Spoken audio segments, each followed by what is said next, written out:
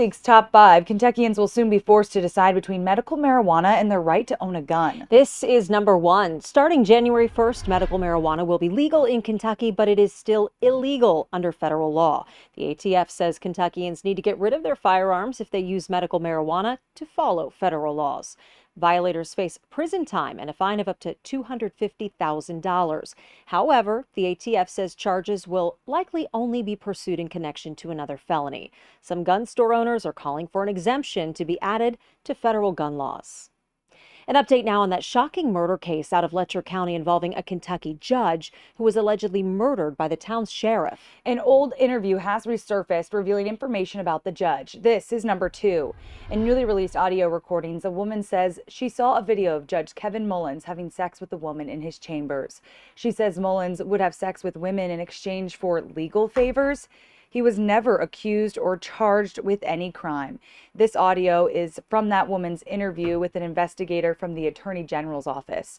A Kentucky State Police detective said the phone number of the sheriff's 17-year-old daughter was in the judge's phone and that the sheriff called her on that phone moments before shooting the judge. A man accused of murdering a woman and dumping her body in the Ohio River gets $1 million bond. Police say he told the victim's kids he committed the murder. This is number 3. Anthony Nichols faced a judge Thursday. He's charged with murder, violating a domestic violence order, and tampering with evidence. Police say Erika Brown was shot in the head and later found in the river at Cox Park. In court, a not guilty plea was entered for Nichols, and his criminal history involving domestic violence was revealed. He is due back in court later this month. Toyota is investing millions of dollars, in its Georgetown plant. This is number 4. Toyota announced plans to build a new $922 million paint facility at its factory complex in Georgetown. Right now, Toyota employs more than 10,000 people. While this expansion will not add new jobs, the company says the investment reinforces Toyota's commitment to long-term stability. Right now, the new paint facility is scheduled to open in 2027.